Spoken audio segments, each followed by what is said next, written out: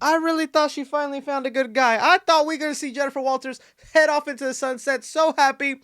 But in the same season, she got hitted and quitted on back to back on Disney Plus. Hello, my She-Hulk fans and my official Josh haters, because it better be everybody watching this video. Episode 7 of She-Hulk is now out, so that means it's time for me to give you my spoiler review, tell you my reaction, break it down, and point out some Easter eggs you might have missed, while also talking about now that the show is winding down and we are at the last 2 episodes, is it gonna nail that landing? Because even though I've been having an okay time with She-Hulk, I like it. Some of you guys in the comments who haven't been enjoying She-Hulk tell me that it feels like a chore to watch this show and that you're torturing yourself watching it, which again, I don't know why you're forcing yourself to watch something you don't like. To me, every time I turn on She-Hulk, it doesn't feel like a chore. I enjoy my time with it, but oh man, I am starting to see, I don't think they're gonna nail this ending. I am getting deja vu with the past couple Disney Plus series that they are just gonna wait again to that last episode to reveal everything, because for sure, the next episode is the Daredevil episode, and that might be probably the highlight of the entire season. I can't wait to see that go down, but that whole episode is gonna be dedicated to Jennifer Walters and Daredevil. I don't know if it's gonna touch on the overall arcing story that I feel is like the biggest writing misstep with She-Hulk here. Is just they are telling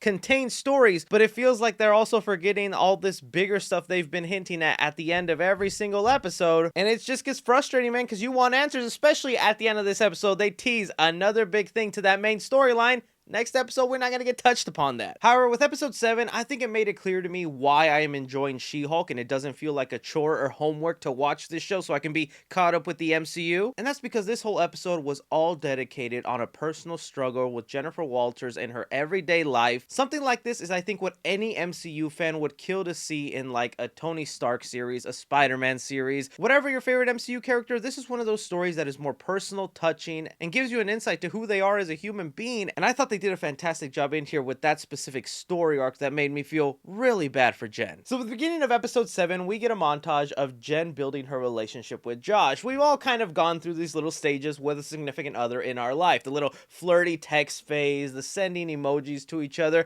going out on dates. Like, it was really sweet stuff, but it was also coming off too sweet, man. I'm like, oh no. Everybody in my comment section from last episode was right. Josh was just trying to keep Jen in her human form to steal her blood. I didn't want to believe it, man, because I just want to see Jen happy because I like the She-Hulk character. Her show might need a little bit more attention to detail and fleshing out, but I think they've nailed Jen as a character herself. This transition of after she slept with him and then you see the things of her getting ghosted, watching the Muppets on TV and focusing in on a character like Miss Piggy mirroring Jen's feelings. I ain't gonna lie, your boy's been ghosted. It hurts, it stings. So I was really relating to Jen here because it's like, how can no one love her and how come no one wanted to love me? Okay, I was a good boy. sorry about that. And then she gets a call from Blonsky's parole officer. Jennifer gets informed that there's been a little signal going off on his inhibitor device, that it might mean he turned into Abomination. And I thought this was even kind of clever. We can't expect every police department across the MCU to have this superhero task force, so the boy's like, well, you're a Hulk. I think my chances are better if you tag along with me. That way, if he starts to fight me, you can defend me. And even though I was mentioning I really love this episode and what they did with Jen, I'm still just not loving what they're doing with Blonsky. I have no problem with him turning this sort of good guy character that is trying to reform villain superheroes and give them a second chance, because people do deserve a second chance. And that was me thinking that maybe he'd be forced to join the Thunderbolts, and then it would create a good conflict where he's being forced to turn into Abomination to fight against crime when he doesn't want to. I was like, that could be a good little story arc, but now I'm just like, what are they doing with Blonsky here? We were all so excited and pumped when he was announced for She-Hulk. Now we're down to the last couple episodes, and I don't know if this is his last episode in the show, because in the trailers, he still suits up as Abomination in his getup. I thought that was going to happen this episode.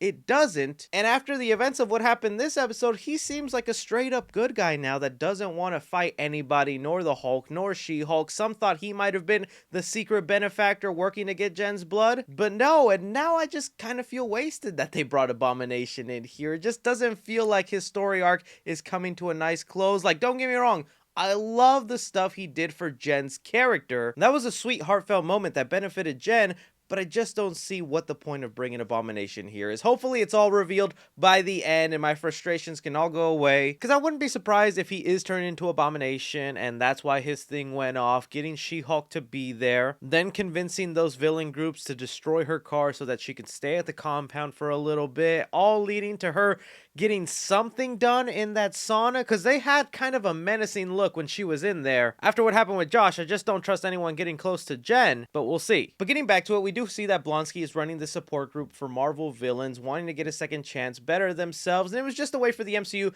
to introduce some people that would never get big movie appearances. We even had a surprise appearance with the member of the Wrecking Crew who was the leader, and I loved the way that Jen went to the audience and said, "You probably don't even remember him," because as he popped up on screen and Jen recognized him, I was like, who is that guy? So the fourth wall breaking continues to be perfectly paired with me and the way they use it in the show. But then here's something else that kind of bugged me about this episode. While I absolutely love the moment of Jen getting serious, opening up with everybody, because it's nice touching MCU moments that feel rare now because everything has to be a big joke. But now with that said, this guy was trying to get your blood. He attacked you in an alley, in your apartment. You can forgive him, fine. But it's like, how do you not even ask, why were you doing that? What was the purpose of you doing this? How did that conversation not lead to Jen finding out, oh, someone's after me and this guy was hired to do that at one point. Maybe I should go investigate. And that could have led us on to the last two episodes to be all about this big villain and who's ever after her, instead of what's going to end up being the last episode with just 30 minutes of runtime. That's the thing that kind of frustrated me here. And it also feels like, man, they wasted the Wrecking Crew. I know we're talking about some of these D-list, C-list characters, but the Wrecking Crew, I think, could have actually been a really fun villain group if done right, when it was just like they were here for 5 seconds and now they're never really going to show up on screen again. But then with all that said, Jennifer still gets her happy ending, gets to feel confidence in herself, move on from that relationship, while we see the 3-day flashback of Josh taking her blood, where we don't even get to see the needle injector or why Jen didn't wake up from that, because I would think that would be a painful injection, because especially if he got it from her in her human form where she's weaker, I'm assuming. What was the point of showcasing us that gigantic needle that was clearly made of vibranium? That felt like something you were going to inject with her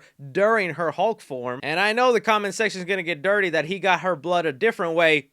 Cochino. It's just that, man. I've been liking and enjoying She-Hulk mainly for Jennifer Walters, but the story and the way they've decided to handle things, I think, is just fumbled. I like the moments in the show when Jennifer Walters gets serious, it's self-reflected, is dealing with relatable issues, because it's one of the reasons we love Spider-Man. That's a character that is extremely relatable to a lot of people. A guy who's always down on his luck, feels like the world's after him, but he still does the right thing as Spider-Man because he feels he has a responsibility. That's the kind of stuff I was seeing in Jennifer Walters. Everyday life mishaps with superhero powers. I still like the show, and I don't think it's like utter garbage that some people are like just screaming from the top of their lungs, but I see the potential that this show could have been so much more and greater. But it felt like this was a homework assignment that someone did the bare minimum on just so they can get a passing grade. I'm hoping these next 2 episodes blow it out of the water. I know the Daredevil one is going to be loved by a lot of people next episode, but it's that finale episode, man. That finale episode is going to determine whether She-Hulk ends up on the higher end of ranking these Disney Plus series or in that bottom tier. Last thing I will mention though, and I gotta give them props for, that ending shot though, where Josh is taking a picture of a naked Jennifer Walters without her consent,